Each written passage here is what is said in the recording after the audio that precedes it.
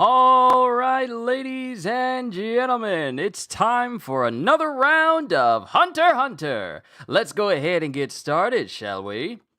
Yo, peoples! Kyushu92 here, and welcome back to Hunter x Hunter. In the last volume, we had Gon and Killua tailing the Phantom Troupe in order to get the money for their bounties, in order for them to be, which they need in order to get inside of the auction that has the Greed Island video game that they're trying to get their hands on. However, the Phantom Troupe is wise to their ploy, is aware that someone is following them, but they don't know until the last minute that it's Gon and Killua.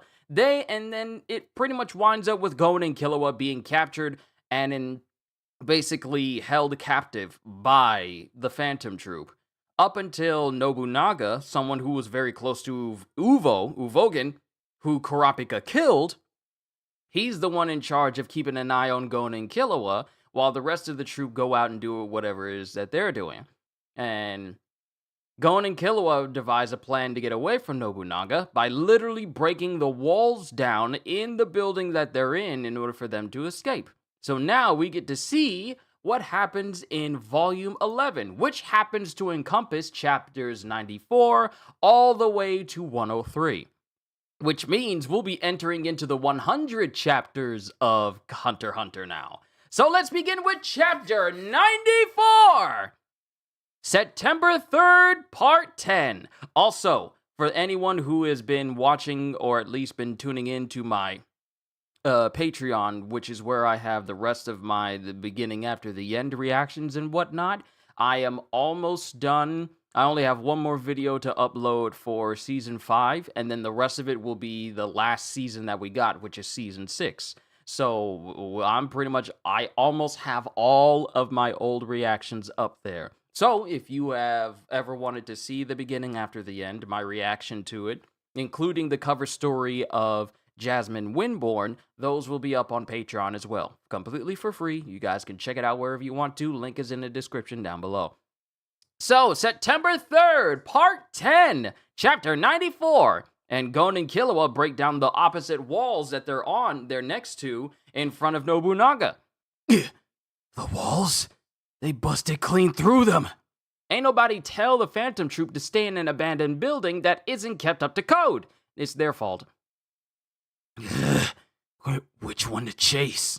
Now, in the side that Gon has gone to, he is in a room that keeps going to his right, that only leads to more rooms, while Killua has gone to the left, and that leads directly into the stairwell, which allows for a way to get out.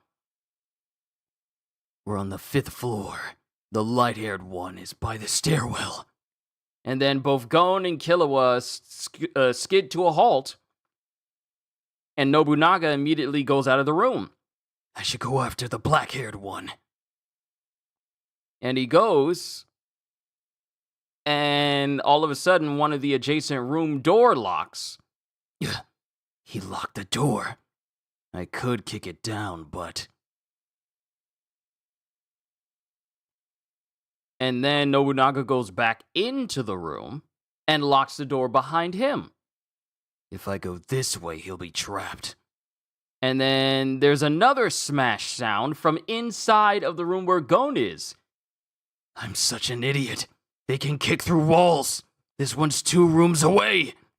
And he keeps hearing more and more sounds. He's listening to Killua going down the stairs. This one's heading down the stairs. Guess I'll have to go this way. And then there's another smash sound in the opposite direction.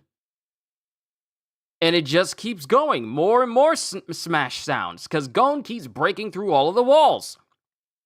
I gotta hurry. And then he gets into one more room. However, it doesn't show Gon in the room, but it also doesn't show another hole going into another side of the room either. Where is he?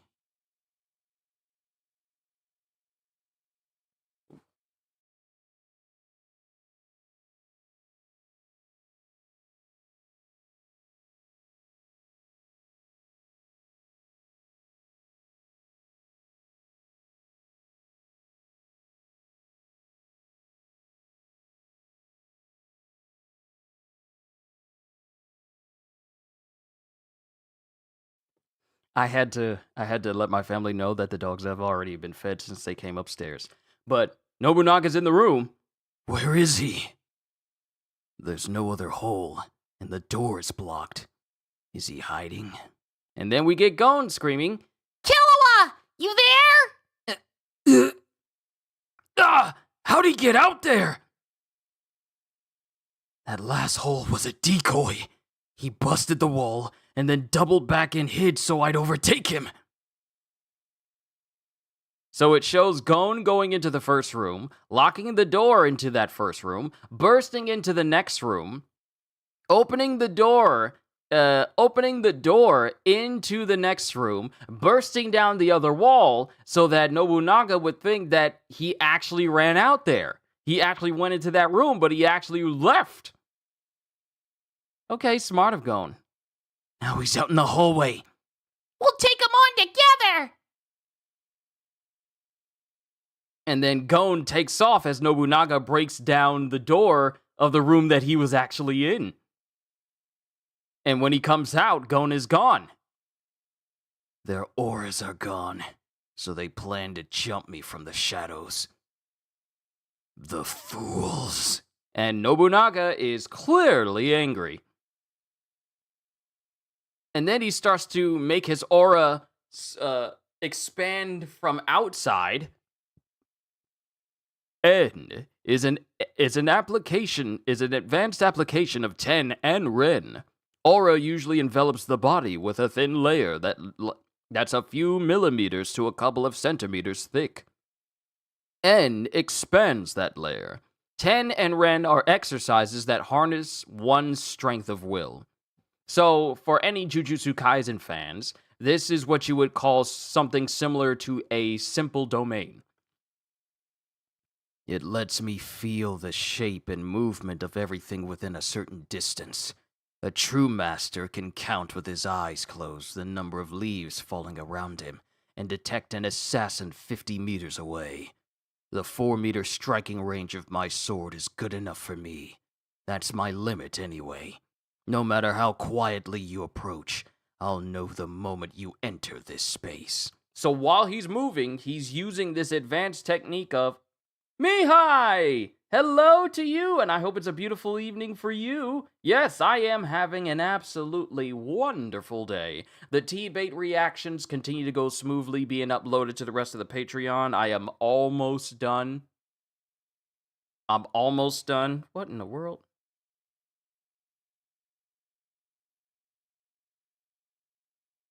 But yeah, everything is going smoothly. It's a wonderful day, it really is. But Nobunaga's walking, and he has basically this end field around him in order to detect anyone getting close to him. Come, I'm ready.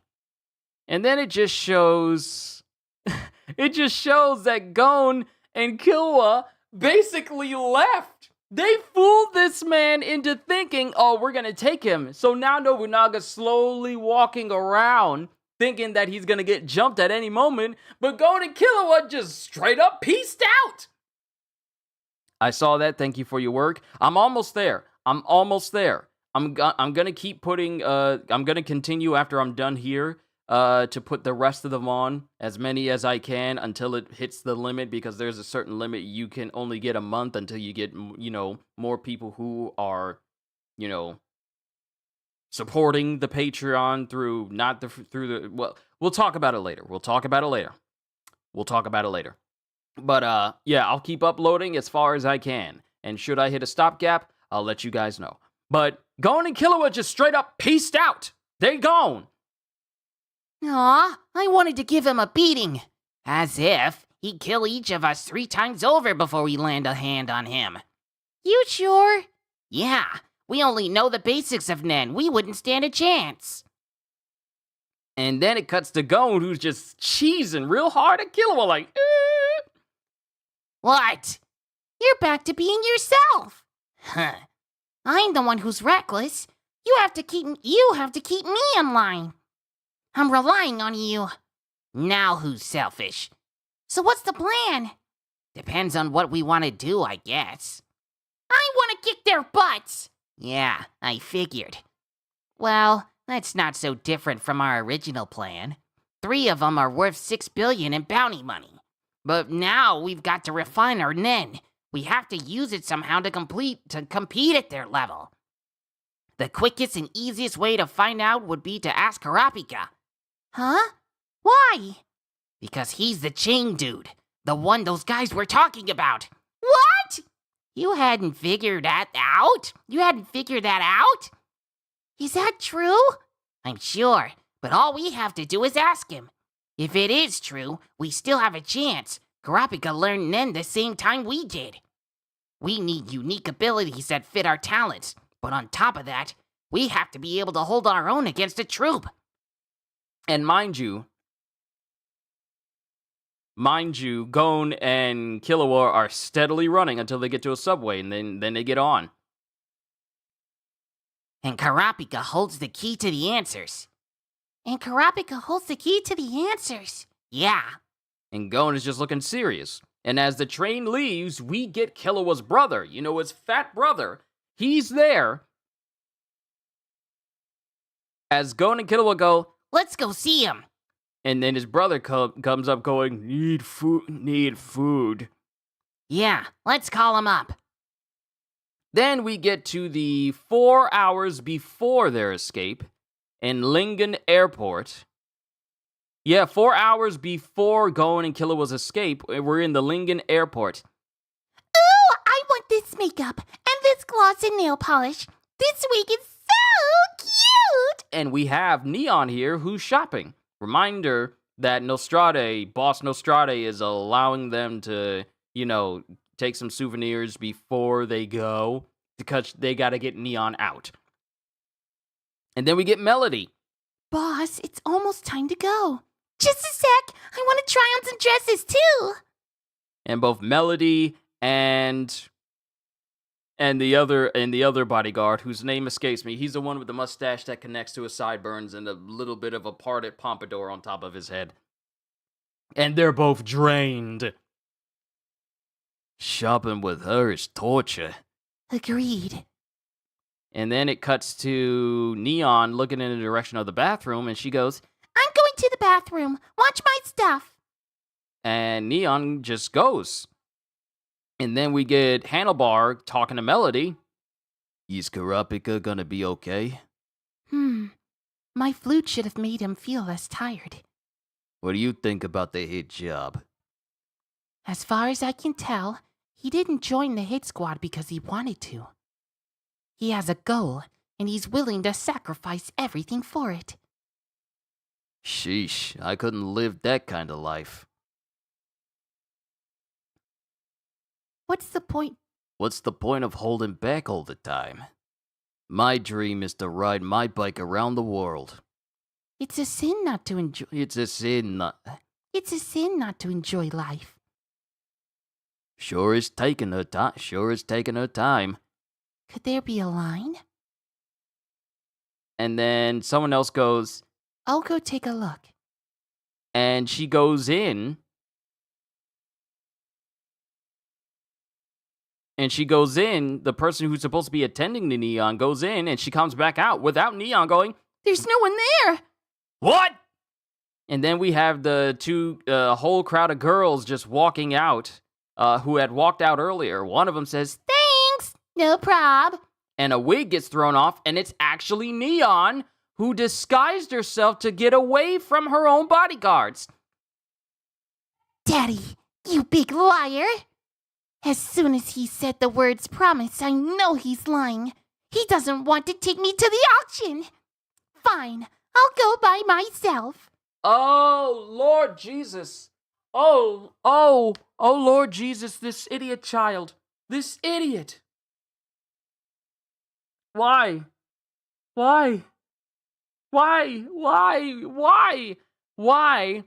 Would he put so many people in charge of your bodyguard detail if something wasn't dangerous? Why would he tell you, you know what? Yeah, you don't need to be at the auction. We're going to bring you back home. This idiot child.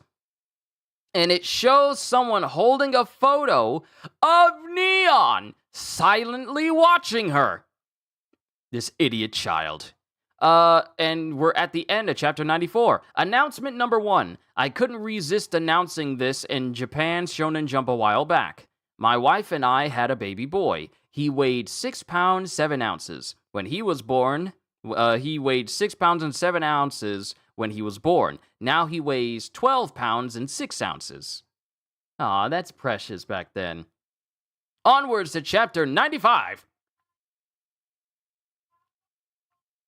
And we cut to the night sky, and we're here in a hotel room. And we got numerous people sitting in this room. Some dude with like a squiggly mouth mask on. Some dude with like creases under his eyes and it's going down his face. Another dude with dark pointy eyeshadow and a flame like a tattoo over his eye. Mind you, it's on his left eye, but the other one is covered over by hair. Chapter 95, September 3rd, Part 11. And the door opens. Oh, and it's the Zoldycks. It's the father and it's the grandfather. Chapter 95, September 3rd, Part 11. Looks like everyone's here. 1, 2, 3. Not yet. There should only be 8. The Nostrad family is sending one more. That brown noser. You sure you want to say that? Your boss depends on his daughter's fortunes, too. He's not my boss. Whether or not I'm ticked off is my own business. And then the door opens, and the person who comes through is Kurapika. And the Zoldycks are looking at him. The bald dude who's apparently counting all the people coming in is looking at him, and Kurapika doesn't say a word. Everyone's here now. Your job is to kill the Phantom Troupe. They might come back to the auction tonight. Eliminate them if they do. How you do it is up to you. We don't care, so long as you do the job. If you need anything, let me know. And then we get one person who's part of the group that's there to kill the Phantom Troupe going. Give me a floor plan of the building. In the map. Let's pick code names for each other. Colors should work. Call me Blue. I want to be red. And then we get the Zoldycks with the grandfather chiming in. It's like a game. Did you say something? What colors do you want? Silver. Xeno. Silver and Xeno. Xeno? What color is that? What color is that? Those are our names. Call us what you will, but we won't take orders. We'll do things our way. Wait. Silva and Xeno. Are you the Zoldycks? The legendary assassins that no one's ever seen? It's not like we've been in hiding for using disguises. You mean Zoldyck isn't an alias? That's your real last name? Yes. Here's my card with my address and phone number. Let us know if you need anyone killed. For you, we can give 30% off. These world-renowned assassins who are not scared of people knowing who they are, their names, their phone numbers, or their address. This is how you know you built different. You people know where you live, but you're so good at your job, no one would dare try to get you. Because you're not... This is, okay, before John Wick, there were the Zoldycks. Oh! Let us know if you need anyone killed. For you, we can give 30% off. And one of these guys with the scar going over his right eye is just looking like, stunned a little. Then we get Kurapika. So they're from Killua's family. They're definitely scarier than the others. It's not like the rest aren't, but they're obviously intimidated by the Zoldycks.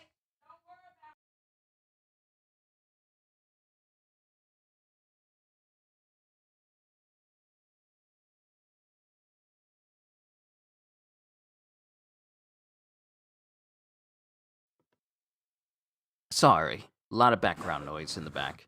Apologies for that. They're doing some work outside again. It's not that the rest aren't, but they're obviously intimidated by the Zoldycks. The only ones who can compete at all are those two. And he's speaking to one dude with a big old newsboy cap, or like a big cap on his head, and the guy with the swept over hairstyle with the tattoo on the side of his head. The only ones who can compete at all are those two. Who cares about code names? As if we'd actually use them. Let's just go off by ourselves. I agree. We are all different styles. We can't force everyone to work together. I'll do what I want. But we're talking about the Troupe. It's too dangerous to go it alone. To succeed, we'd need some basic teamwork. What do you think? And the person that Kurapika is keeping an eye on, he looks directly at him. Poor teamwork would only confuse people. Those who need help can rely on the community staff. There'll be fewer arguments if we work on our own. I'll be fine by myself. It's 5 against 4. It's decided. We'll go ahead and team up if you want. Well, go ahead and team up if you want. Doesn't the auction start at 9 p.m.? Hold on, we'll escort you to the building. Only a few people know you're coming. Here's a floor plan. Don't need it. We'll see the place for ourselves. Bro, just the aura that's coming off of Silva and Zeno. It's kind of messed up. And then Nostrad is there. Nostrad, how's it going? Not bad. Getting along. Not bad, he says. Well, he's a big shot now. And the bald dude who's keeping an eye on all of the other assassins, he's just like scoffing at Nostrad. He can chat it up with capos like us. Seems like only yesterday that he was the head of a too big gang. How your hands, Nostrad? Can I see 'em? My hands? Heard you rub them together so hard you got burns. You even rubbed off your fingerprints. And dude is just making fun of Nostrad. And then Nostrad goes, Jealousy among men is pathetic. And dude gets upset and punches Nostrad in the face. And he keeps hitting him. Zenji, stop it! And then all of a sudden, Zenji, who's filled with rage, gets upset because Kurapika has a knife directly to his throat. And then Zenji, bald dude that he is, gets even more upset, going, You want a piece of me? Go on! Try and stab me if you got the guts! And then Nostrad stops Kurapika. Stop it, Kurapika. Zenji, let him go! He's not worth it! Get lost! And then Zenji angrily walks off after, not being able. Here's my thing. If you gonna talk some stuff, don't be afraid if you get stuff thrown back at you. And then you gonna get upset? You started it! But he walks off, and then Kurapika hands Nostrad a handkerchief. Use this, sir. I'm fine. Too many men resent my success because they're unaware of their own incompetence. They're clueless. The most important asset in this day and age is information. And what do you think makes information most valuable? When it's about the future. In other words, precognition. With accurate precognition in my hands, I can rule the world. I'll rise to the top, although I'll probably make more enemies. I expect great things from you. In return, I'll reward you generously. Yes, sir. Then it cuts to the night sky and someone driving in a car on the outskirts of the city line. And the police are checking all the cars. Are the police helping you? The Mafia paid for 60% of York News mayoral, I can't even say mayoral. The Mafia paid I can't speak. What is with me right now? The Mafia paid for 60% of York News' mayoral election campaign. And the police chief is the mayor's lapdog. Imposing traffic restrictions is as easy as pie. They've sealed off a 1-kilometer perimeter around the cemetery building. How come I could say that one fine, but not the one with Kurapika? Anyone who enters without permission will be pumped full of lead. And it shows police officers just chumming it up with some hired thugs. Just speaking plainly with them. Then Kurapika's phone rings. Hello? Kurapika, we got a problem! The boss ran away! Give me the details. We thought she was having fun shopping, but she changed clothes in the bathroom, which means it was premeditated. I think I know where she went. You do? Yes. Go back to the hotel and wait for us. What's wrong? Your daughter has run away. What? Don't worry. She's heading for the same place we are. The auction? She must have realized you were lying. She plans to be there. Your call has been... She can be very perceptive. Darn, she turned off her phone. She won't be able to get there. She'll be turned away at the checkpoint without a valid pass. Hello, this is Light Nostrad. Alert the cops at every checkpoint. If a 17 to 18-year-old girl tries to enter without a pass, hold her. She's my daughter. And call me at once. She has long hair and then we get to the front gate. We get to the front gate and someone pulls up. Okay, you're good to go. And apparently, Neon has hitched a ride with someone. I was totally stuck. Thanks so much. And the person who is driving her there smiles as he goes, You're very welcome.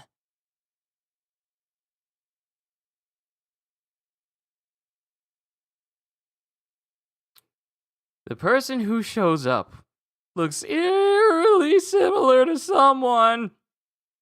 But then we cut back to the security checkpoint. What? When?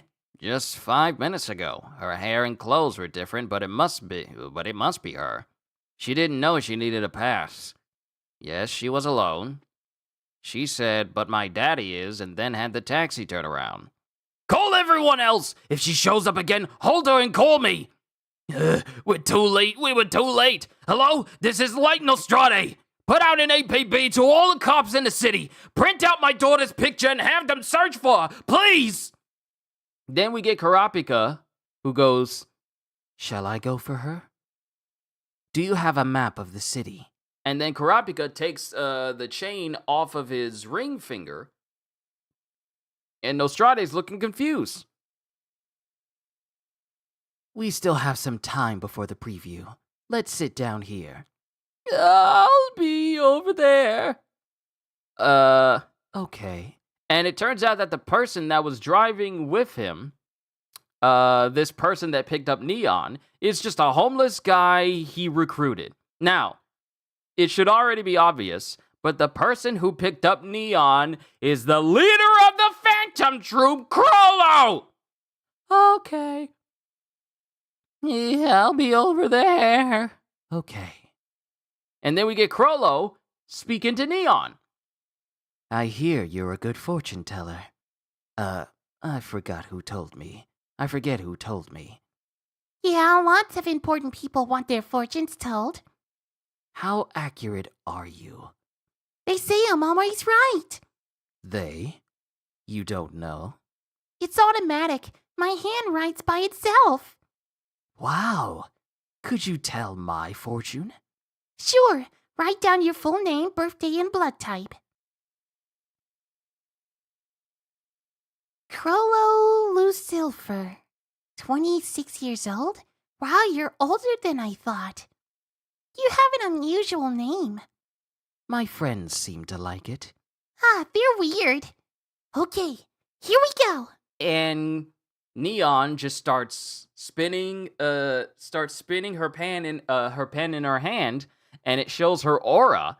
And her fortune's starting to enact, and Chrollo's watching everything she does. And then Kurapika is looking at the map, and he's pointing, and his chain is pointing exactly where Neon is supposed to be. It appears that your daughter is already in the cemetery building. But how? Let's head over there. Hurry, driver! And then Neon, in front of Chrollo, is just drawing everything out. And that's the end of chapter 95. Oh, we got teased for the end of this chapter. Announcement number 2. The Hunter x Hunter anime series will end in March 2001.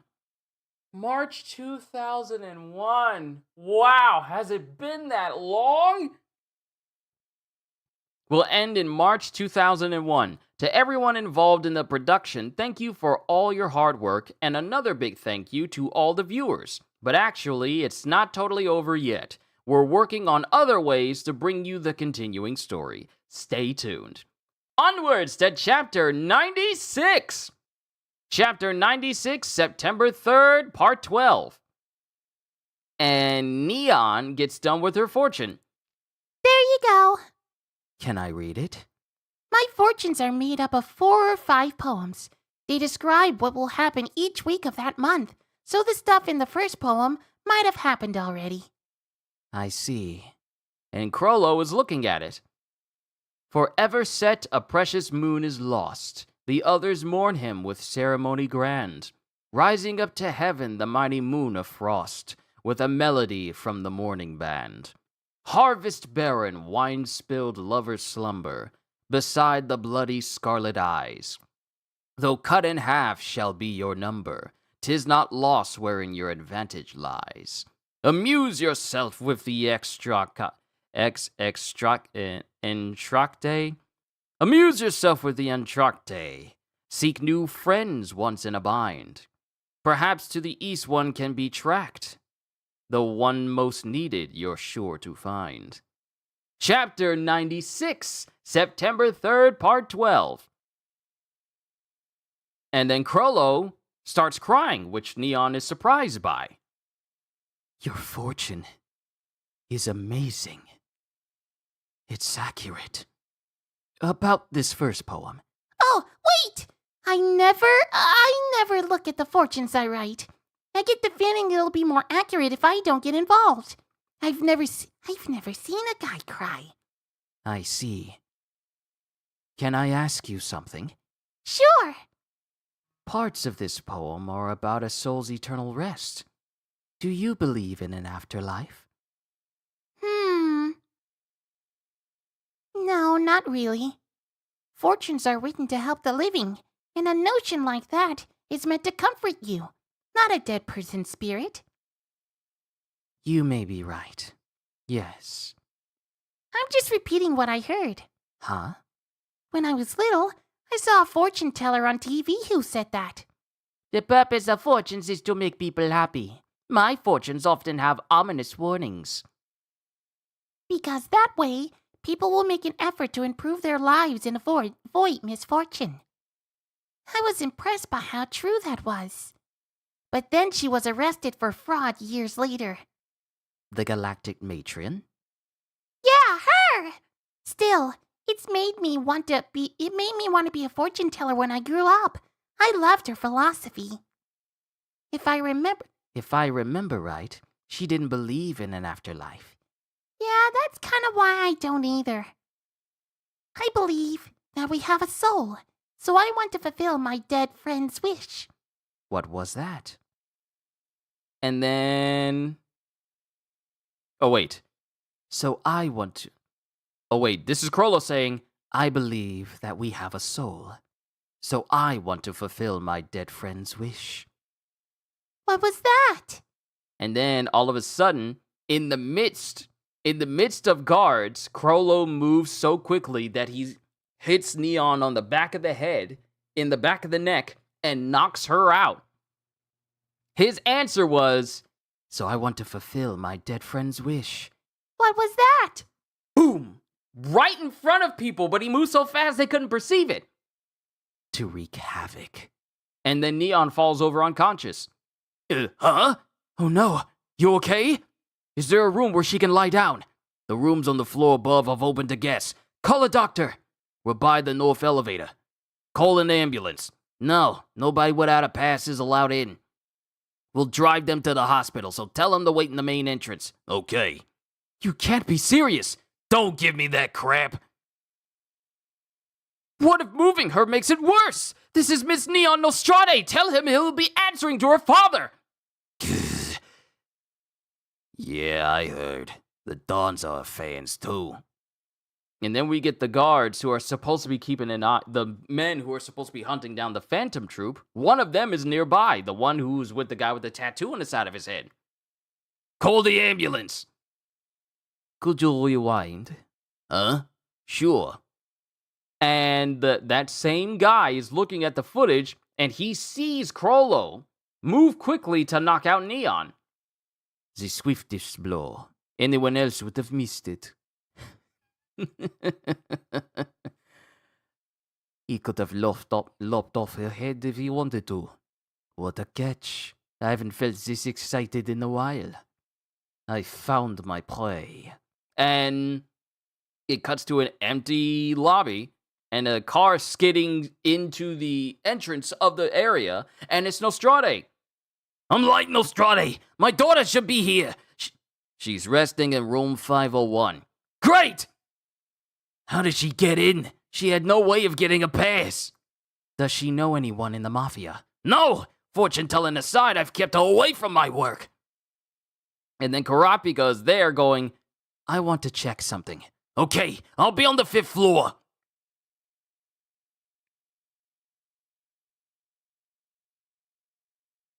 And it cuts to Kurapika accessing the Hunter's website, and he looks at Neon and all of the bodyguards connected to her. Could it be? Neon Nostrad's bodyguards. And we have, Basho. Basho and Baiz. But Baiz was the one who died. Basho is the one who's still alive. He's the one with the big old mustache. The pictures of Basho and Baiz weren't on the website a few hours ago. What? The pictures on the Hunter website? Someone must have seen it and brought her here.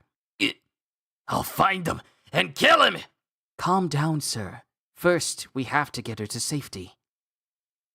Based on his actions, she's not the one he's after. He may have wanted her as a backup hostage in case his past didn't get him in the building. There's no telling what will happen if we stay here. I called Melody. She and the others should be here soon. Can you leave it to them? You should watch with her. You should stay with her too. But the auction! There won't be one. This place will become a battlefield. The auction will be cancelled again. And it cuts to a different area, and that one dude that's hunting, the one dude that's hunting for Chrollo, he's going, that scent, I smell it. A trail of blood ripped on purpose, then wiped away, barely enough to leave a scent. Barely enough to be detected by a certain breed. And this dude is literally using his senses to smell this blood, even though it's been wiped away. You're the same as me, a predator. And then as he gets closer and closer to a door where the blood trail is going, he opens it, and we see one of the other people that was there to hunt the Phantom Troupe. He is there. He's there in the midst of a whole bunch of hanging fabric in the room, but he also has a whole bunch of knives in his knees. I don't know if that's part of his clothes or his knees have just been straight up stabbed through. You're the same as me, a predator, a killer who's addicted to killing. And then the dude just throws a knife at the guy. And it lands directly within his heart. The guy is already dead. And then Chrollo peeks his head from behind this guy's body. Don't worry. I don't use traps. That would be too boring. Let's fight one-on-one. Mind you, this is Chrollo. This is the leader of the Phantom Troupe. And we've already seen that the mere members underneath Chrollo are already busted. This is the leader saying, like, let's fight one-on-one. And he has, like, what appears to be, that's not even a knife. That looks like a pen. I once saw Chrollo kill 4 men in a bar with a pencil. Like, he's pulling a pen out of this guy's head. He's long since been dead. Let's fight one-on-one. And then the other guy, the other hired mercenary goes, yeah. And then we get the Phantom Troupe, who are just bodying all of these bodyguards.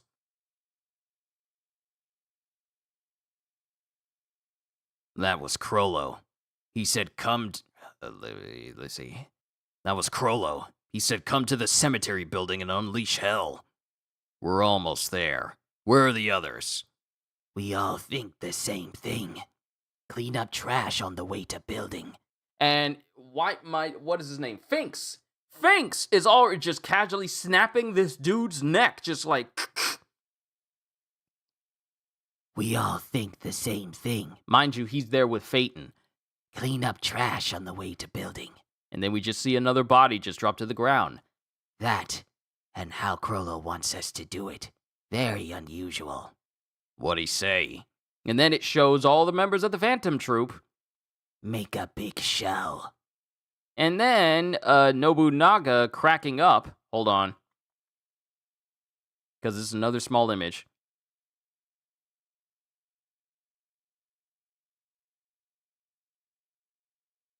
Right, it shows Nobunaga cracking up because this is literally 4 hours. This isn't the same time when Gon and Killua got away from Nobunaga. Nobunaga is laughing at Gon and Killua when Gon was saying, like, I'm too stupid to know! And this is when Nobunaga was just keeping guard over Gon and Killua. But the rest of the troop, this is when they're supposed to start make a big show.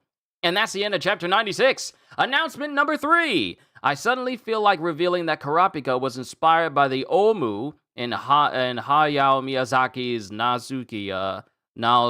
Nausicaa manga. Melody is Nausicaa plus Yupa. Maybe Ashtaka more than Yupa. It's now 9:40 p.m. on Friday, January 26, 2001. That should give some of you a clue as to why I felt like saying this.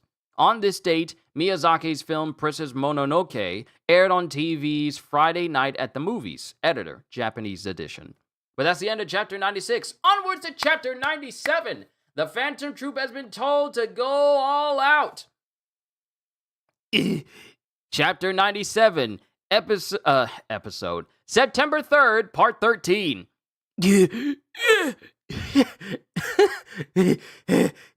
Hey, tell me why am I still alive? And it shows the same mercenary. I can't tell if he's in the wall or if his body is just missing pieces, but his whole body looks like it's been completely dismembered all the way till it's nothing but scraps. And he's still alive. Chapter 97, September 3rd, part 13. And time continues to pass as the guards who are supposed to be, the policemen who are supposed to be doing all of these vehicle road checkpoints, they see a car careening towards them, and some of them have to jump out of the way because the Phantom Troupe with Shizuku and Franklin are currently driving past them. The car just crashed through checkpoint C. It's headed for KO. Leave the rest to us. You guys stay here and keep the civilians out. Do it. And then the car gets further and further away until it blows up. And then the mafia starts to surround the car. Report it as an accident, okay?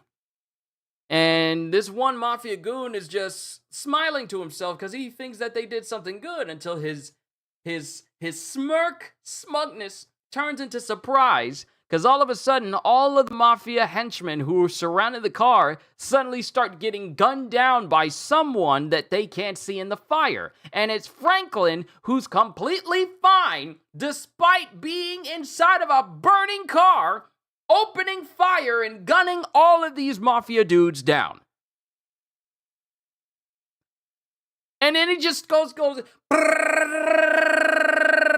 with his fingers just like, ha ha ha ha ha. And then we get Finks and Phaeton. We get Finks and Phaeton who start walking up to some more mafia dudes. Hey, what are you doing here? This is off limits. Get lost in 3 seconds. Hey, I've seen the little one. And then Phaeton just looks at him. We just get a panel with Phaeton's eyes. And then both Finks and Phaeton disappear. And the next 2 panels that take up just a whole page, just 2 big panels, we see Phaeton to one side, apparently lopping off the heads. Mike! The Requiem, my favorite scene in the whole series. Oh, we're getting to it. We're getting to it. We're getting to it. Don't speak too preemptively now. Don't speak too preemptively now. Phaeton apparently cuts off the heads of all of these mafia dudes, and then Finks speeds past the other set of dudes after cracking and basically snapping all of their necks. And the one person who's still alive is screaming, going, "Ah!" And he starts opening fire until his whole body is just pierced through all over. Head, shoulders, knees and toes, eyes and ears and mouth and nose, head, shoulders, knees and toes. That's all that's been that's all that's been stabbed right now. And then we got the other woman who's there, the woman in the business suit. We just learned their names in the last volume, but I haven't looked into them. But I forgot them. But they're just standing there amidst more bodyguards that they're just massacring. What's going on? Gunfire's breaking out all over the place. And the guards start running towards where all the gunfire is happening, and they see numerous mafia bodies just floating in the air. What's this? And then someone's hand sticks out from behind a tree, it flexes, and then it yanks all of a sudden, and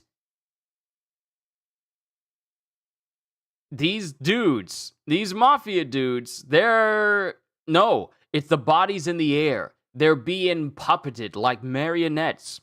And since these dead bodies are still holding guns, it's Machi using her nen threads to puppet these bodies as they open fire on all of the mafia goons in front of them. And then she just lands on the ground as her string goes taut. And then Hisoka is just on a building by himself, just listening to all of this carnage within the city. What a view. Then we get Chrollo, who has these weird fish-looking creatures floating around him. More likely his Nen ability. They're called indoor fish. Nen fish that can only live in a closed room. They're carnivores and prefer human flesh. You don't feel pain and you don't bleed while you're being eaten. And then Chrollo starts to open a window as we hear the carnage of the Phantom Troupe outside. Then the indoor fish, start fidgeting and they start to disappear. They're carnivores and prefer human flesh. You don't feel pain and you don't bleed while you're being eaten. Then he opens a window, and then the fish start to disappear. And you can't die until the Nen fish disappears.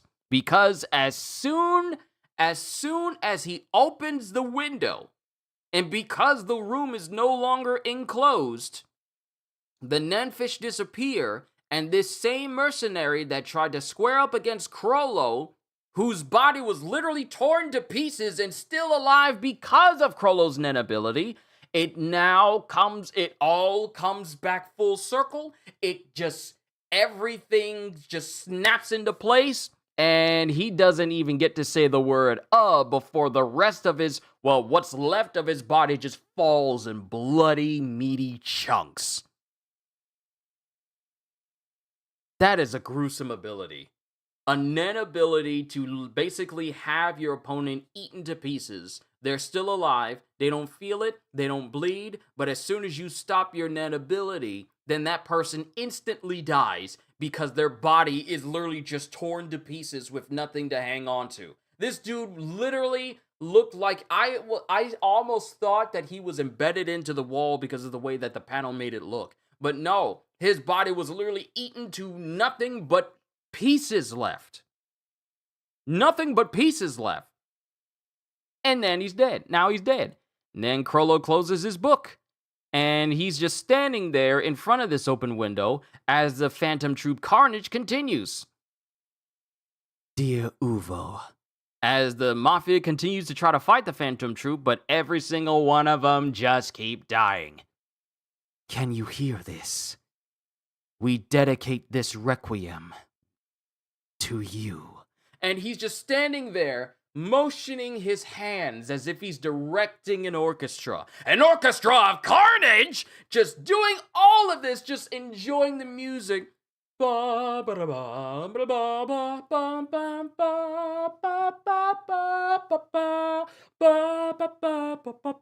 He's just directing this music of death. How many of them are there? Stop them! Don't let them near the building! There's less than 10 of them. They're insane! And then it cuts to an ambulance driving up. It cuts to an ambulance driving up to the building. When did the city turn into a war zone? Where's our patient? And then the Mafia holds a gun to the doctor's head, and that goes for everyone else in the area as well. Try anything funny and we'll blow your heads off. Got that? Now follow me. And then it cuts to the room with Kurapika and company. We heard explosions. What's going on? When is the auction? Oh wait, these are all the bigwigs. These are all the dons. Hey, we heard explosions. What's going on? When's the auction? Spit it out!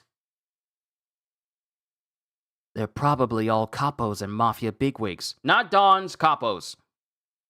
And they're here, even though it's dangerous to show solidarity against the troops' attacks. But panic is setting in. It won't be long before the auction organizers lose control of the situation. And then Kurapika gets another phone call. Hello? Kurapika, we've been trying to reach you! Gon? Can you talk? Can you talk?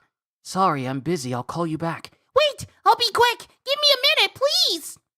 Then why ask if I could talk? Killua and I, we met the troupe. Well, they caught us. Remember, these are 4 hours before Gon and Killua get out. Well, they caught us. What were you thinking? Don't you know how deadly they are? Let me talk. We thought we knew until we learned better. We aren't strong enough to take them. Oh, wait, no. This is current now, because Gon and Killua are outside. This is Gon and Killua are outside, sorry. Yeah, this is Gon and Killua outside. We thought we knew until we learned better. We aren't strong enough to take them. That's why we need your help. We want to help you too. This isn't a game. I won't assist in your suicide. Don't you want to know where their hideout is? I already have my sources. We know some of their abilities. I said no, just stay away from them. You killed one of them, didn't you? They're dead set on finding you. If you won't think of us as friends or equals, we'll do whatever it takes to make you help us.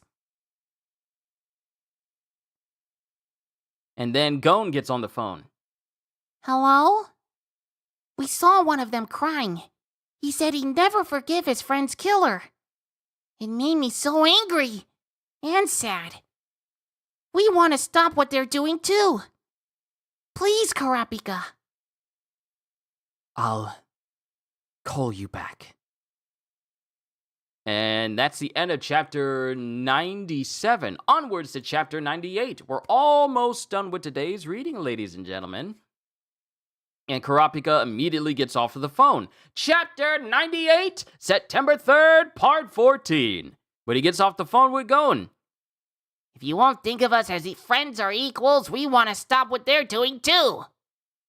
And then Kurapika's just clenching his fist. But then there's an explosion not too far from the building he's in. Chapter 98, September 3rd, part 14. And explosions happen, and we have one lone henchman running away from the fire. You okay? They're too powerful. We're helpless out there. You wanna know how powerful they are? Like this! And this guy starts opening fire in the direction of Kurapika and the rest of the henchmen in the building. And Kurapika immediately dodges out of the way, but some of the guards are not so lucky. You jerk! And this dude is just laughing maniacally.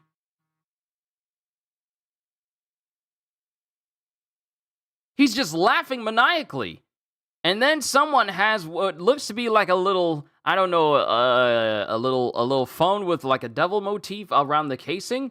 And this person hits a button, and the dude who's just completely lost it, because it's also showing from his perspective on the phone, this dude's head explodes out the back, just literally, just blows his head out, just blows his brains out. And it's the other guy whose name escapes me, because I'm pretty sure it was said as well. Aw, he broke. Gotta look for another puppet. Black Voice, Mobile Fate Director. What's going on? It's me. Where's the backup? They should be there already. We're coming up the street. Oh! Ah! And then there's a crash sound. And then the phone goes off. And then there's an explosion in the distance from the dude that's supposed to be checking on that allowed the doctor to come into the building where Neon is supposed to be. He's just going, Is this real? The 2,000 armed men we're trying to assemble? Could they all be getting killed? because it shows all over the city there's just death and explosions and gunfire and crash sounds and everything happening to all these armed henchmen. Every single one of them is dying. And then he starts running. It's me, Bean! Get me the Dons! Right now! Hand over our weapons, but... Hand over our weapons! But, screw President! Don't you see what's happening? Assassins in the building! We should rely on them! We'll take care of the killing! And then there's an explosion from the top of the room. No, it's not an explosion from the top of the room. It's an explosion from someone slamming their hand against the wall. And it's Silva, along with Zeno. Whoa. What happened to my image there? Sorry about that, everybody. I don't know what happened. But we have Zeno going, I am Zeno Zoldyck. and everyone gets silent.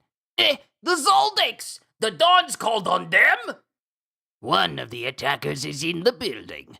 Some of the assassins you hired have already been killed. Even if you got your weapons back, I could kill a lot of you in less than 7 seconds. Mind you, there's more than 7 people in the room, and Zeno is more than 7 seconds worth of walking space away from all of these people. That's how dangerous he is. Even if you got your weapons back, I could kill the lot of you in less than 7 seconds.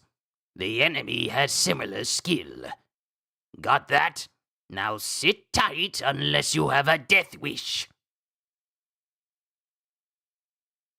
And then it shows one person. Then it shows one person who's dead, one of the assassins that the mafia hired, and Silva's looking at him. Well? One strike from behind. Very smooth. He suppressed his bloodlust perfectly. There isn't even the faintest signature. I'll have to use in, even though it uses more effort than I can spare. Let's start on the roof and corner him down in the basement. That's a radius of 100 meters. Can you handle it, Dad? Are you kidding? I could do 300 meters easily. And then Silva cracks his finger as he walks away and activates his own aura, while Zeno does the same and says, We're not getting paid enough for this. and it just shows Silva. It shows Silva and Zeno, while there's still destruction going on outside, it shows them go to opposite doors. And they enter into the room with Chrollo. Dad, be careful. He steals people's abilities. And it just shows Chrollo standing there, and they just start walking towards each other in one frame. And then it just shows them disappear from sight in another. And both Zeno and Silva immediately start fighting Chrollo, with Chrollo dodging a kick from Silva. And then Zeno goes in for a jab, but Chrollo dodges that as well, until one grazes his cheek and actually cuts him. Then Chrollo jumps away from Zeno, but not before Silva comes in and knocks away Chrollo, who had to brace himself. And while he's flying in the direction of Zeno, Zeno just goes, "Ha!" and somehow blasts Chrollo point blank while he's flying towards him. And then Silva comes in and jumps above Chrollo and prepares to stomp directly on him, but not before Chrollo rolls over and avoids getting stepped on. And then there's a glint that comes from Chrollo's right hand. Silva notices and jumps away before Chrollo can actually stab him.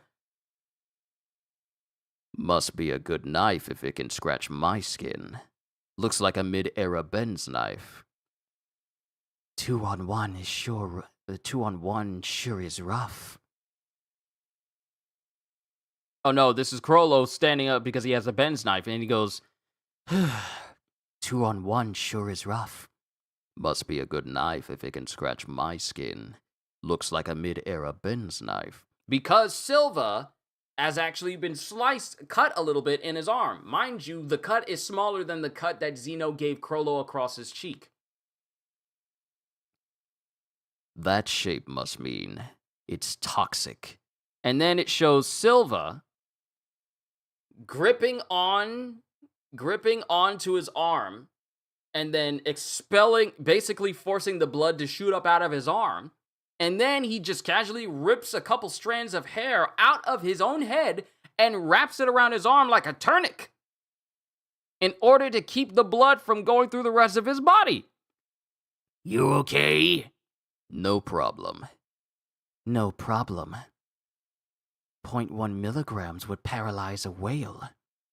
So he's a specialist, one who steals ability. So he's a specialist, one who steals abilities. Quite a marvel if he can use those abilities for himself, but that implies a higher activation cost. You couldn't have gotten the ability otherwise. You probably need to meet 4 or 5 conditions first. And that catches Chrollo's attention, who internally thinks, Correct. The old man's a tough customer. Then back to Zeno. And there's no way you could meet those conditions while fighting us both. So you won't be stealing our abilities during combat. His use of the poison knife is proof. All correct. Guess I have no choice. And then Chrollo immediately activates his own aura. And then Zeno is in front of Silva. Silva, cover me. Once I pin him down, kill him, even if you must kill me as well. Got it. And then it just shows Chrollo's aura again. And that's the end of chapter 98. Onwards to chapter 99. The Silvas versus Chrollo! Chapter 99, September 3rd, part 15. There's a lot of parts here. And then we just have 4 panels that show Leorio, Killua, Gon, and Kurapika. And then a whole big spread, black and white spread panel page here.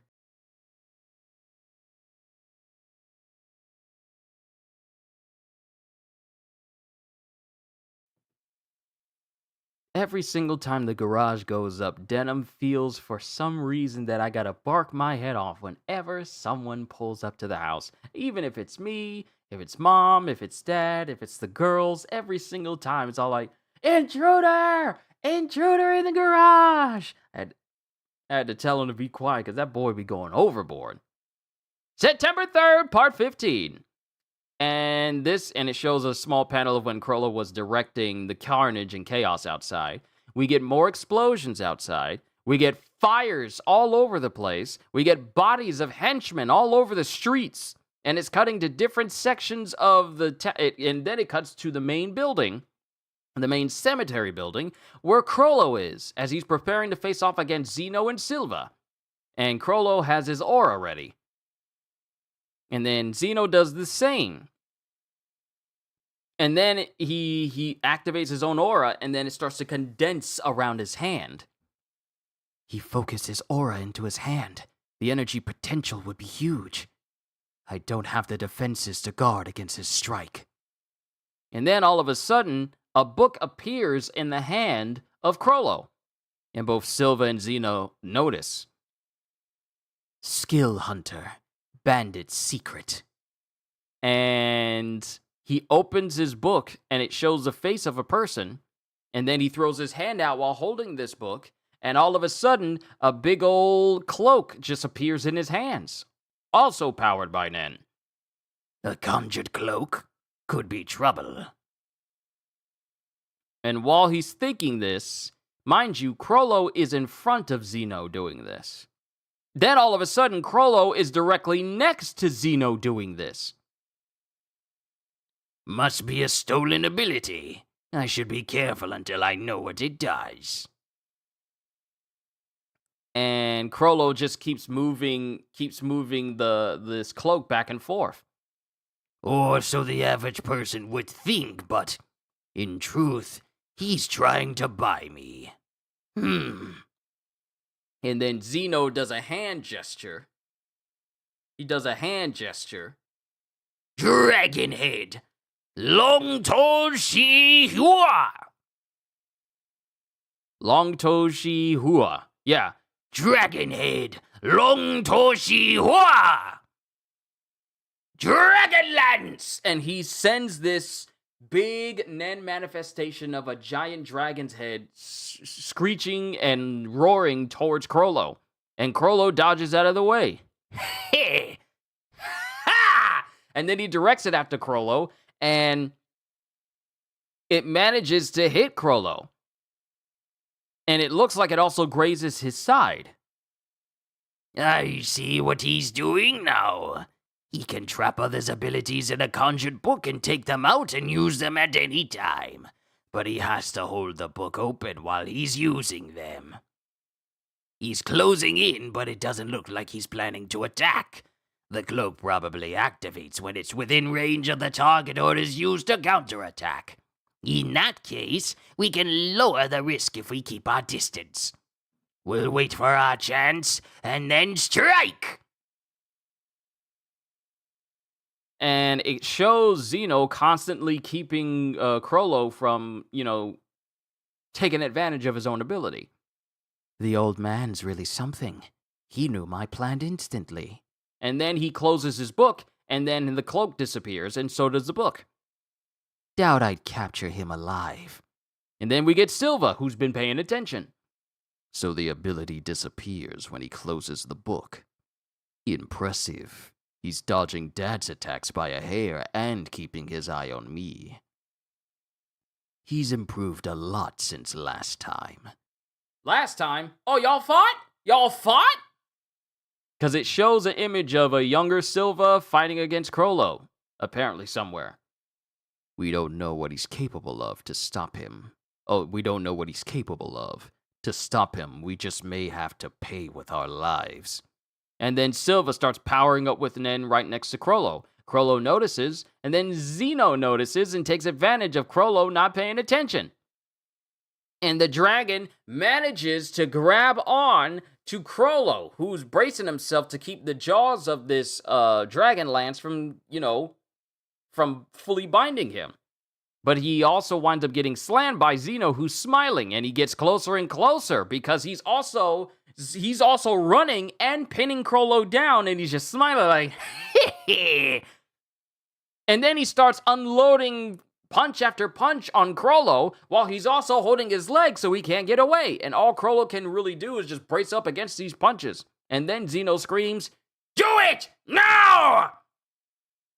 And then Silva jumps up behind Zeno and Chrollo, hands enveloped in massive orbs of Nen power. And Zeno's smiling while Chrollo's looking more and more serious as it looks like Silva's hands get close. And then there's a big explosion, but all we get is a sound effect. And it can be felt throughout the entire building, enough for both Light and Kurapika to notice. And that's the end of chapter 99. Onwards to the start of 3-digit chapters, chapter 100. We're almost there. How's everyone doing? Y'all doing okay? Y'all holding up okay? Chapter 100, September 3rd, part 16. And then all of a sudden, dust rushes out from the building, from the entire building, and everyone can hear it and feel it. What's going on? That was an explosion below us. I've had it. I'm going to go see for myself. Please, calm down. We just made contact with the Dons. We're patching through a live video feed. Please follow me to the auction hall. It better not be in the basement. Don't worry, we moved it to the 10th floor as requested. Good, then there's nothing to fear. We just have to avoid any stairs that we haven't climbed already, like the fortune said. The girls' fortunes are 100% accurate, and they always include warnings and ways of keeping them from coming true. And when all the bigwigs and dons get inside of the main building, doing good? Good. When they all get inside of this main auditorium building, we get someone who starts speaking,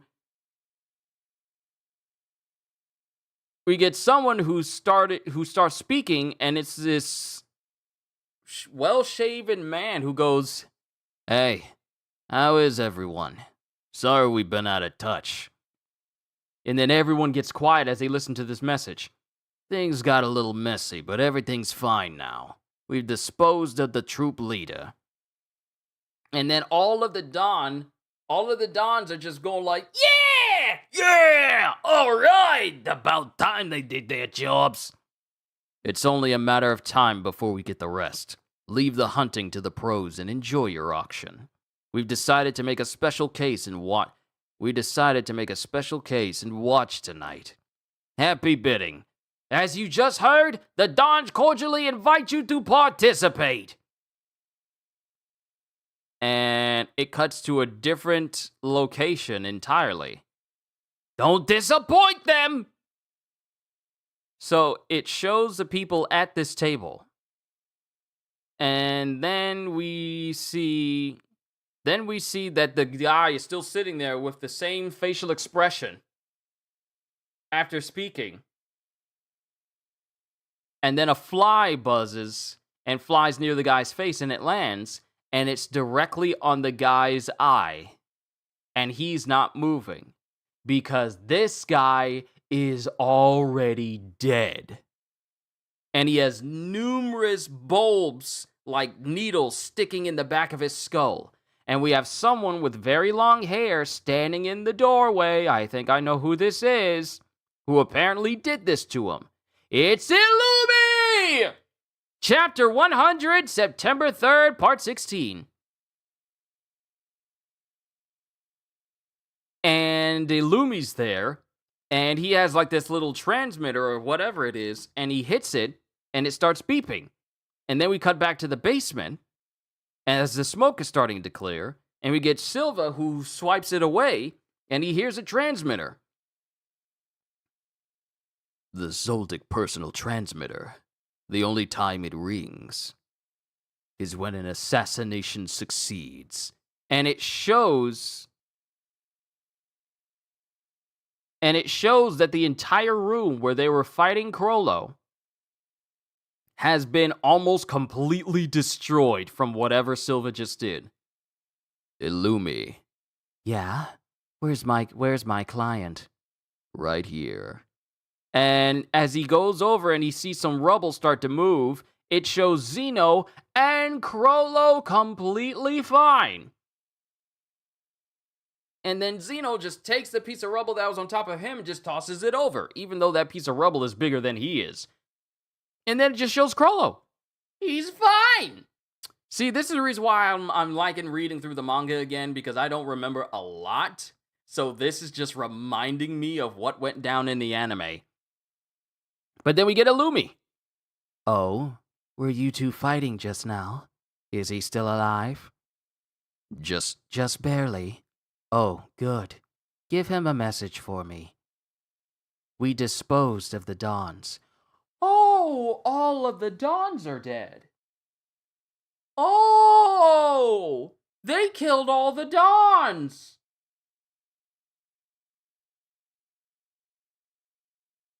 They killed all the Dons. We disposed of the Dons. Please wire the balance due to the aforementioned account. And we also see the other little girl that was with the mother of Killua back during when we first got introduced to them. She's there as well, along with another person with a very bald head and a very frog-like face. Possibly an old man or maybe an old lady. Well, that's over. Yes, we both had a close shave. Aren't you going to finish me off? And this is Chrollo speaking to Zeno.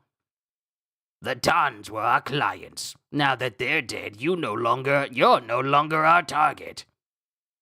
Really? You won't get a chance like this again. Do you think we do this for fun?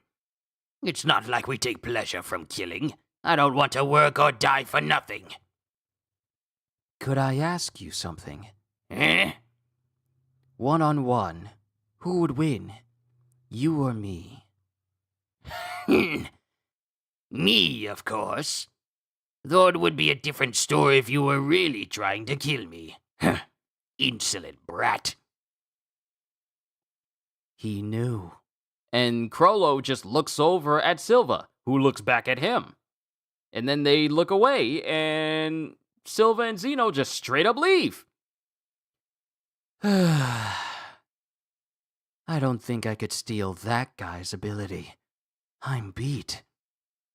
And then all the destruction has subsided.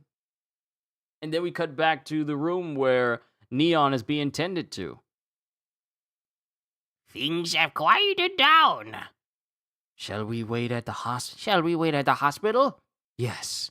It's too dangerous here. And this is Kurapika speaking with Basho.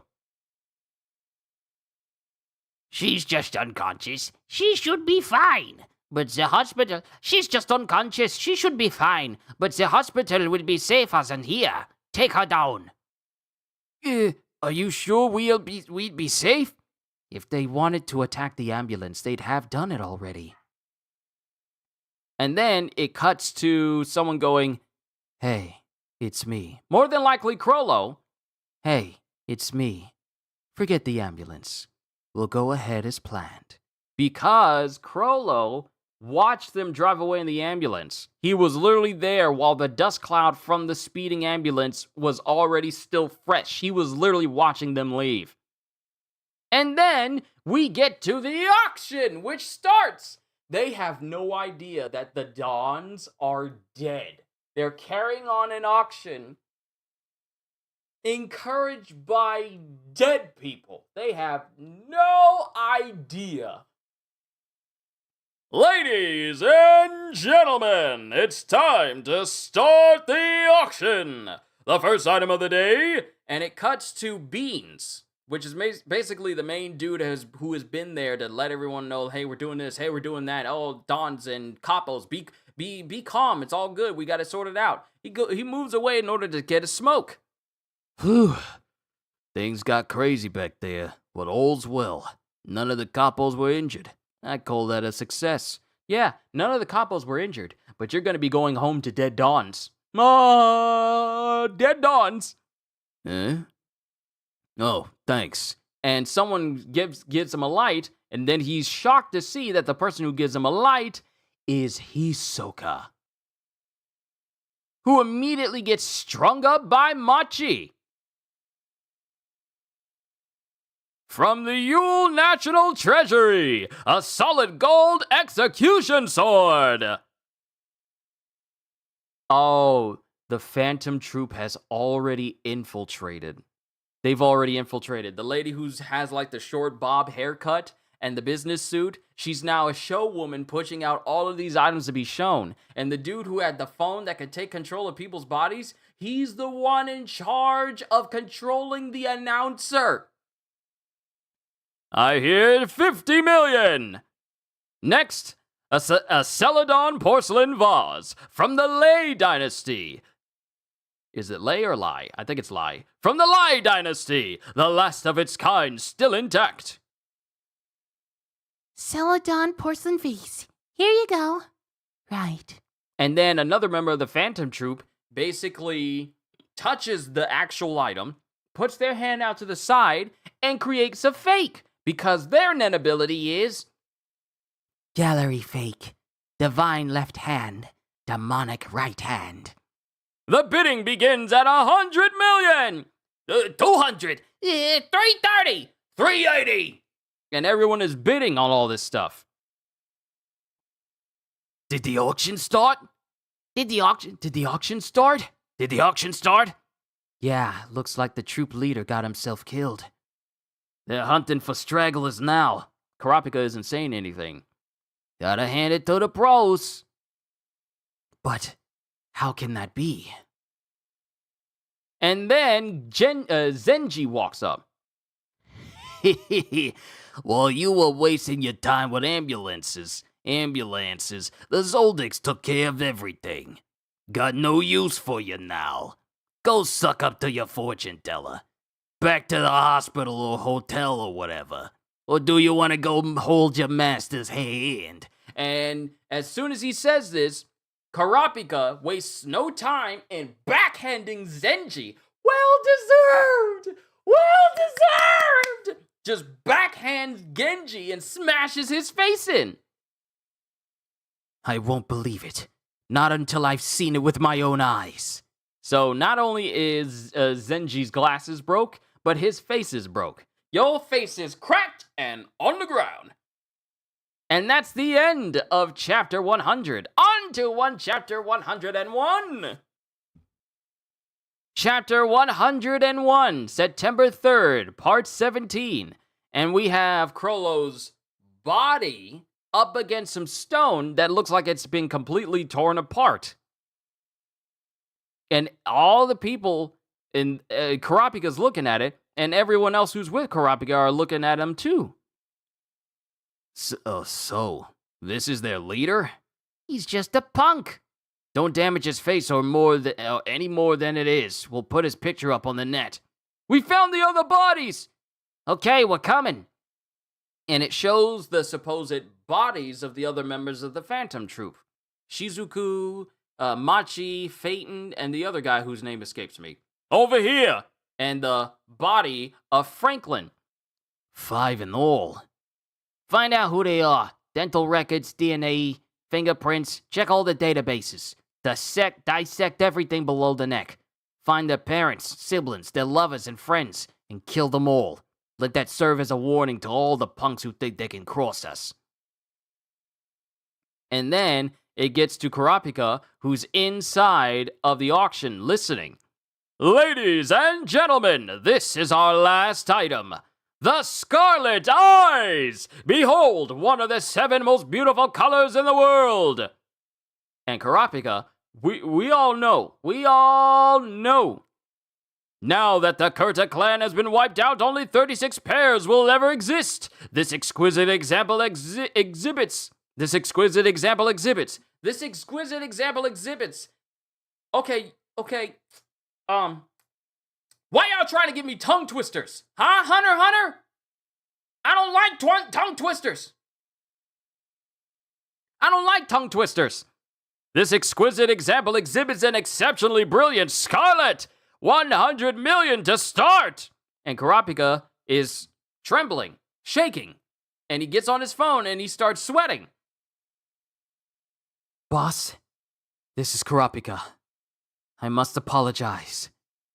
110 million, 120 million, 150 million.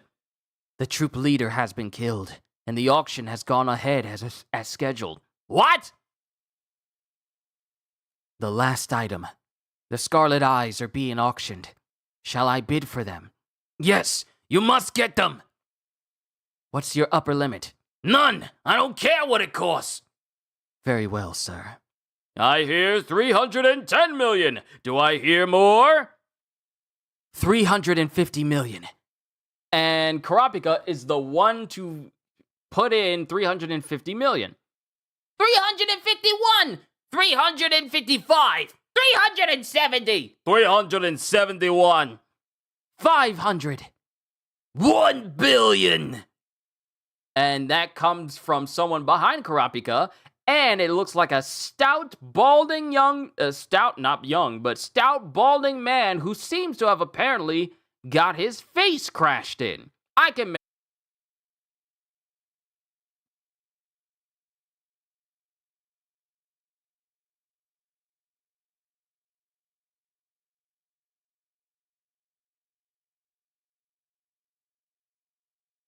All right, we're back. All right, I gotta go back.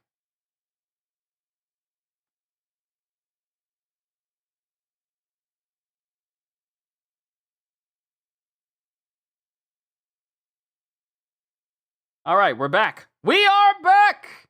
Yo, we are back. Apparently, some major error happened with OBS where it says, like, intertwined or whatever, and it just ended in the middle of it. So apologies for that, everybody.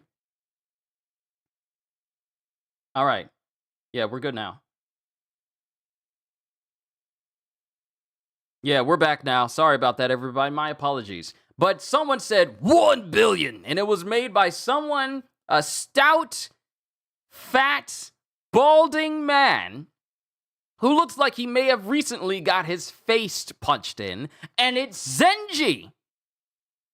And then we get Nostrad. 2.9 billion? Yes, I got into a bidding war with the bald man from the assassins meeting. Zenji, darn it. That blasted pig, it's more than I wanted to pay. Well, no matter. The higher the price, the more money for the community, and the greater my prestige. Never mind. Well done. I'll easily get it back with Neon's fortunes. Yes, this is an investment. With it, I'll be able to climb higher. Neon is my ace in the hole, now and forever. I've got to keep her in a good mood. As long as I have her, I'll have all the money I want. And mind you, he's just there next to his daughter in this hospital room.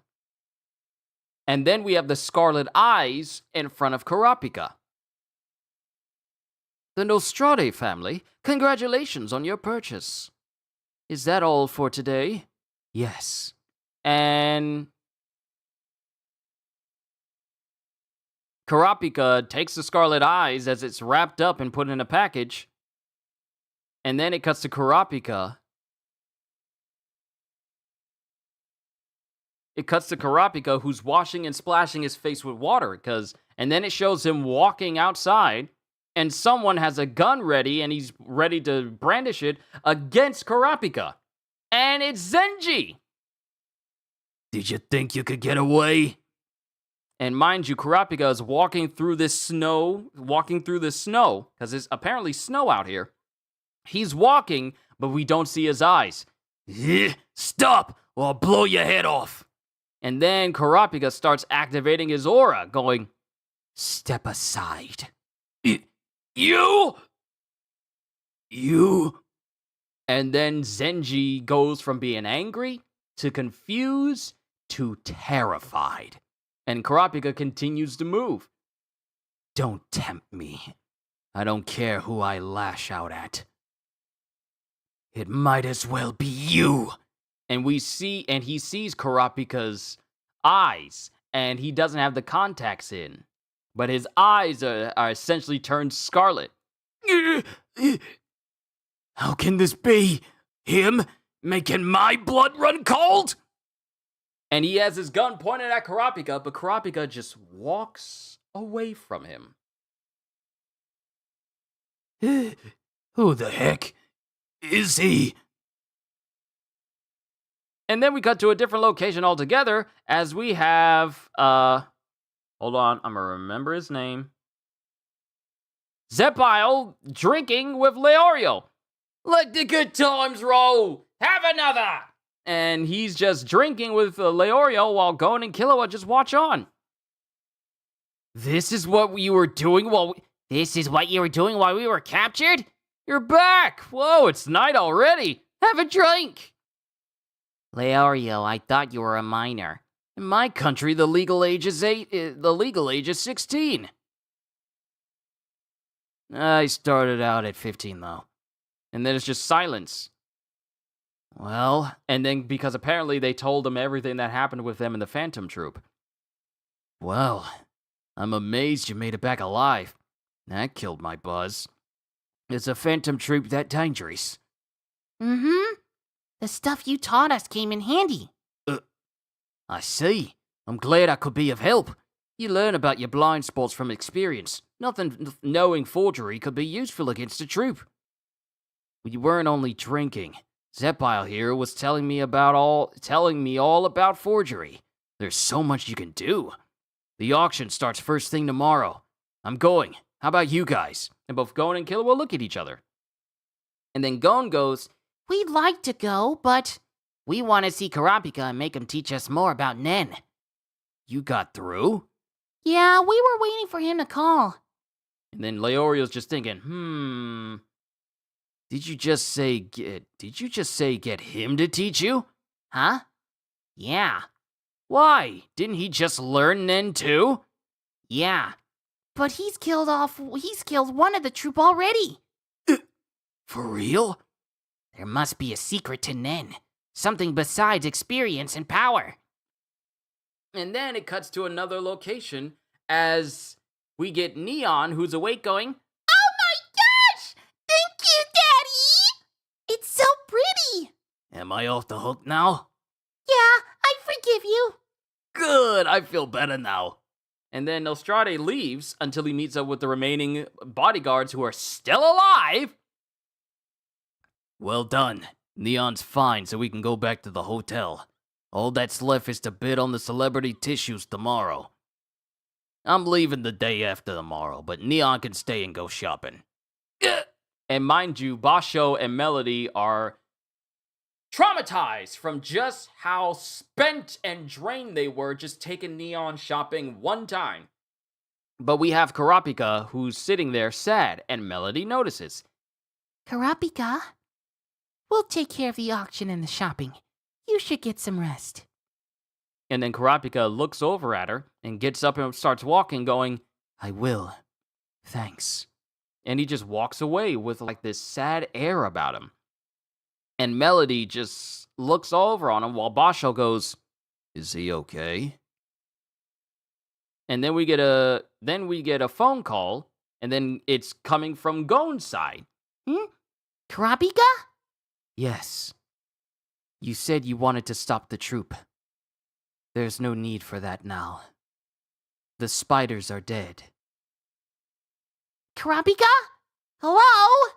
What's up? The troop is dead. What? He must have turned his... Oh no, this isn't Gon, because we cut to another location. He must have turned his phone off. I'm not getting through. Oh well. And I was gonna cheer him up, too.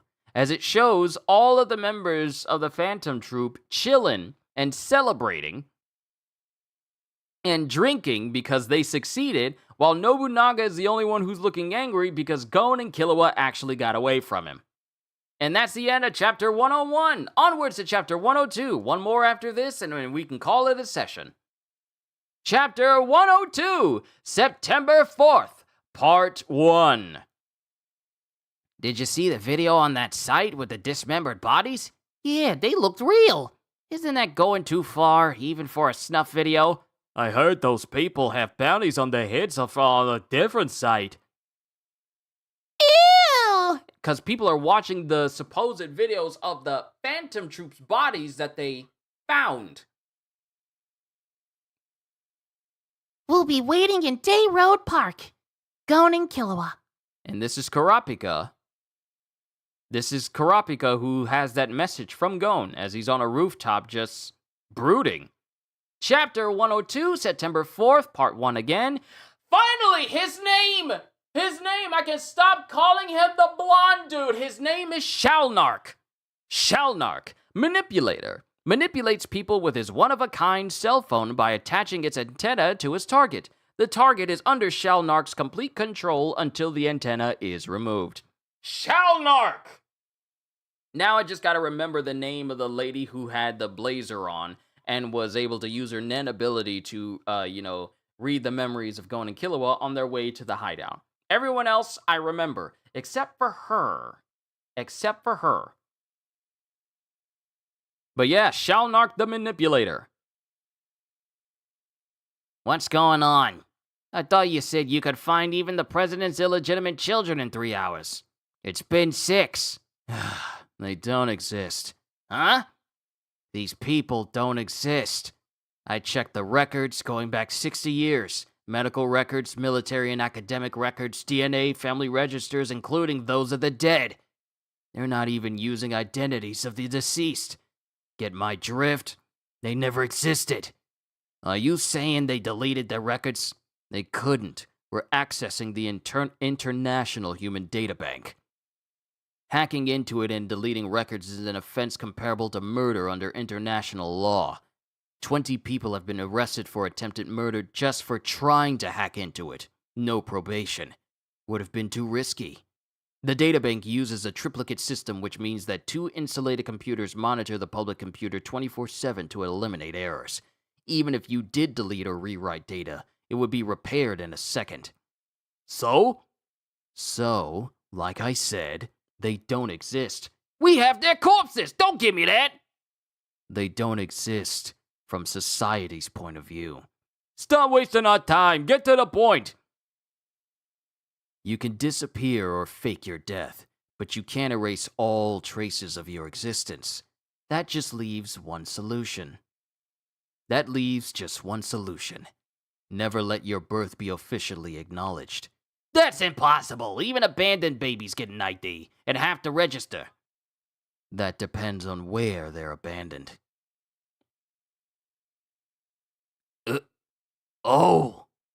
There's one place where none of that happens. Meteor City. Anything can be abandoned there. And it shows Meteor City, which looks to be like this straight up completely abandoned city where no one exists. Just this endless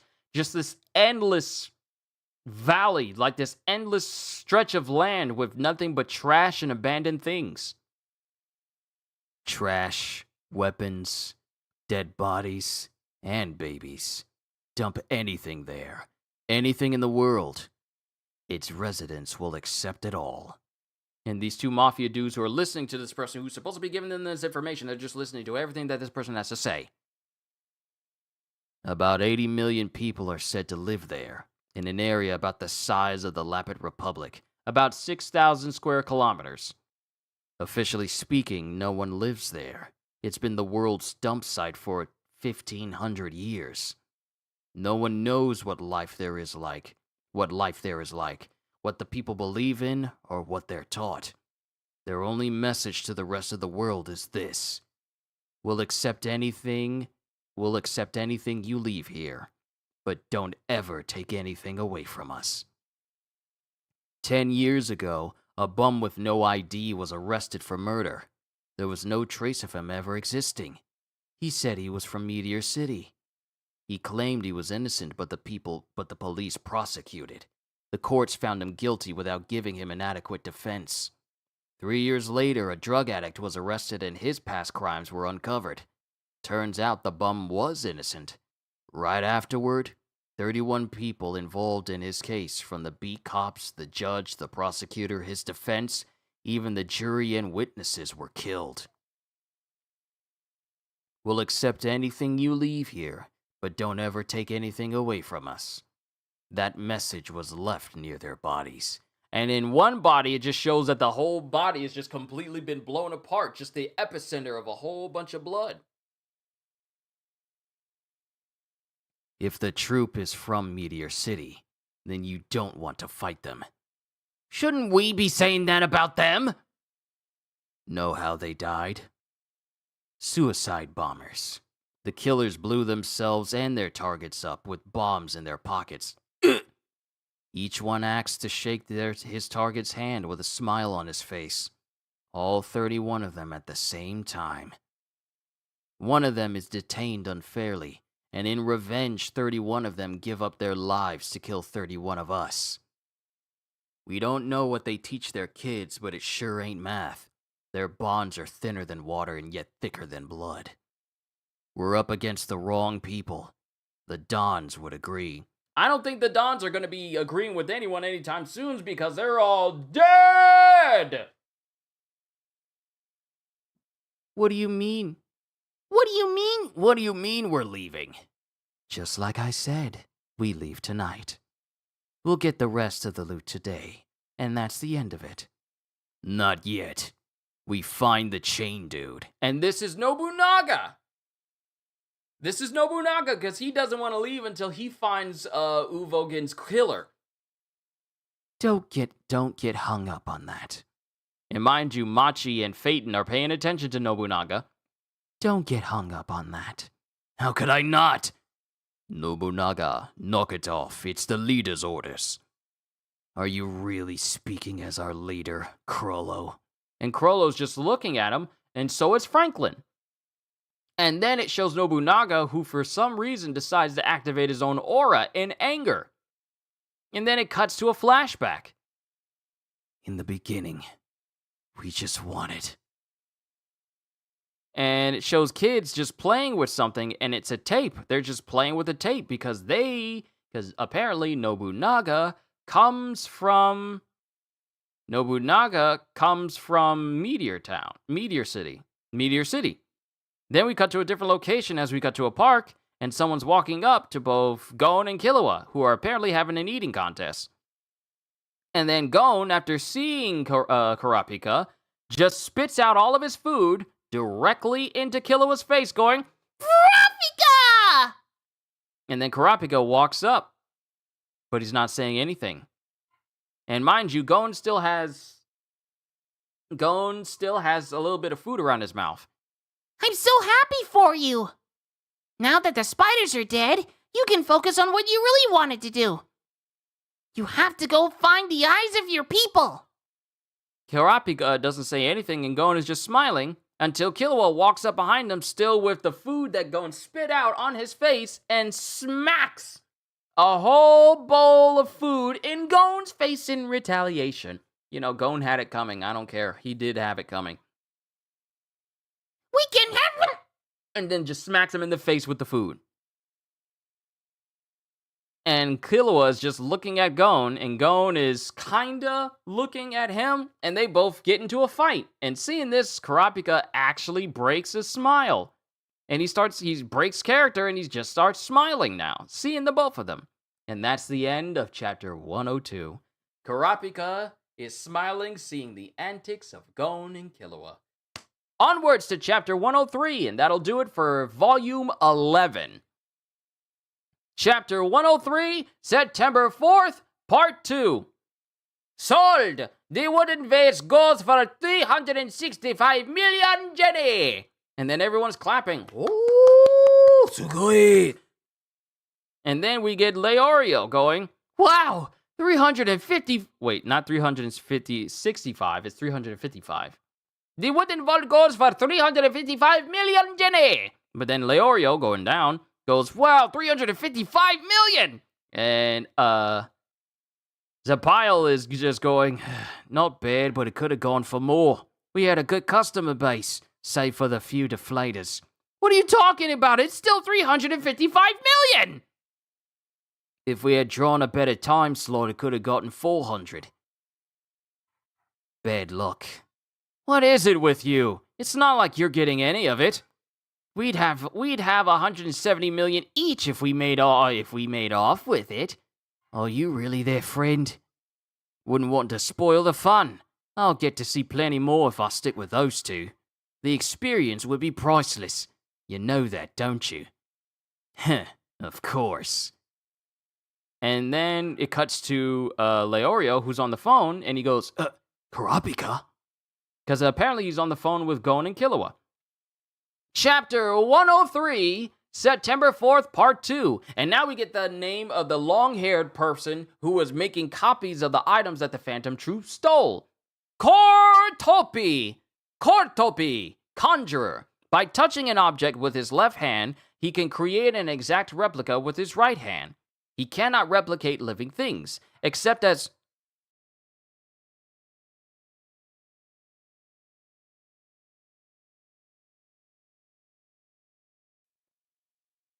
Hooping and hollering. I'll get done with this volume, and then I'll see what's going on with him afterwards. He doesn't need to go out right now. Troupe, conjurer. By touching an object with his left hand, he can create an exact replica with his right hand. He cannot replicate living things, except as inanimate objects. The copies last 24 hours, then vanish regardless of the object's size.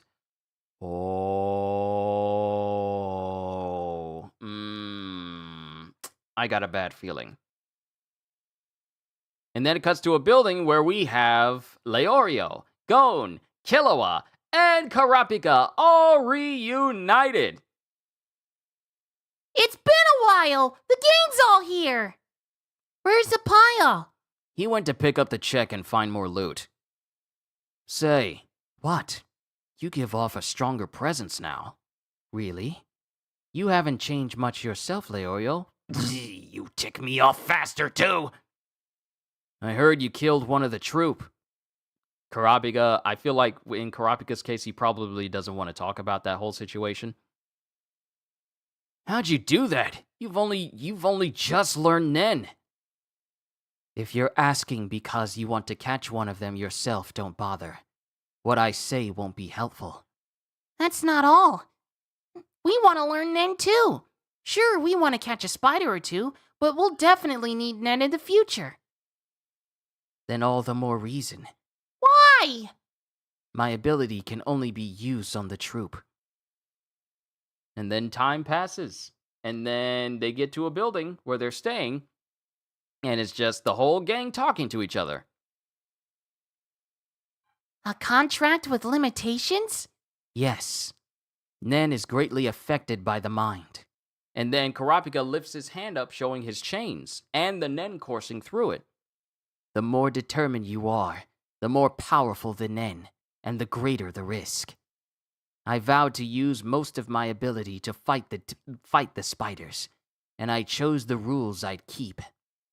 If I attack anyone else with my chains, I'll die. There is a Nen dagger in my heart. And he points to them, and it sends both Killua and Gon on edge, because they're like, what? My ability was born from hatred. It won't work on anyone but the spiders. I'm telling you this because I can trust you. Don't breathe a word of this to anyone. Why? Why'd you tell us something so important? And this is Killua. Killua. Yes, you do have a point. I wonder why. Maybe I felt dispirited now that their leader is dead. We're still in trouble. They're not all dead. One of the survivors has the ability to read memories. She can get the information she wants just by touching you. Even if we refuse to talk, she can read our memories. If they find out your secret, you won't stand a chance. You mean that woman? Yeah, but she didn't find out. That's because we didn't know it was Kurapika, but now we do. And then Leorio chimes in. You'd be safe as long as you stayed away from her. They won't check you again if they ruled you out. Nobunaga is the problem. He'll keep looking for Kurapika, and he won't give up on us either. But he doesn't know how you and Kurapika are connected. And then Kurapika chimes in. I've been in contact with Hisoka. He knows I'm the chain dude. We had an alliance, but I don't know what he'll do now that his true prey is dead. And then it just zooms in on Killua, Leorio, Kurapika, and Gon in like a 3-section panel. We should hunt them down. Now that we know the secret, it's too risky to stay on the defensive. We won't be able to escape if Nobunaga tracks us down. But we have Kurapika on our side now. And then Kurapika looks at him. Before they go underground and regroup, we should put a stop to them. We know where they are, for now. And Kurapika is silent. They could be gone already. The longer we stall, the likelier that is. We should act now! And Kurapika hasn't given an answer. And neither has, and Killua is just like putting his hand in his hands and his head in his hands. And then Gon looks at him. But Killua's also giving him a sly smile, too. This is the only way to catch the spiders and get the money. Then a storm cloud, we cut over to the Phantom Troupe's hideout, where a storm cloud is hanging overhead. Is hanging overhead, and Nobunaga is still standing there in front of Chrollo. And Chrollo is holding his book. He summoned his book as he looks at Nobunaga and goes, Nobunaga, answer my questions. And that is the end of chapter 103. Because remember, Nobunaga doesn't want to go because he wants to find Uvo's killer. And the fact that Chrollo says, like, no, we're not doing that. We're not doing that. We're leaving. Nobunaga's all like, is that our leader speaking right now? And now we end this volume with Chrollo being like, Nobunaga, answer my questions. As if to say, this is like Aizen questioning Grimjow during the the Espada meeting. So now he's about to make Nobunaga answer his questions. And now we get to see what happens in chapter 12 next week. Overall, we had the Requiem moment. We had the Zoldycks fighting Chrollo, only to find out it was just nothing but a sham. All of the Mafia Dons have been killed, and not a single capo knows. Kurapika may have gotten his hands on the Scarlet Eyes, but since we just learned about the abilities of Troupe, and how he can basically make a copy of an item, it makes me suspicious about whether or not those are truly the Scarlet Eyes or not, but we'll have to see. But that's the end of Volume 11, from chapters 94 all the way to 103. We have finally entered into the 100s of chapters now. And it's going to probably be a minute before we get all the way to the 200s and then the 300s, and then get to the end part where we fully catch up to the 400s. It'll be a while, but I'll continue to do these every Thursday until I fully catch up to Hunter x Hunter. Thus far, I am greatly enjoying myself. But that's all I got for you guys for today. Thank you for tuning in from me, hi, to Mike, and everyone else, thank you for tuning in to my reaction and reading of the Hunter x Hunter manga volume 11. Hope you all enjoyed. Can't wait to see you all in my next video. Like, comment, and subscribe if you haven't already. Even check out my Patreon, because I am always looking forward to entertaining you. And because I know you're coming back anyway. Wink, wink. I'm trying to wink. So have a fantastic day. And once again, as always, later, peoples.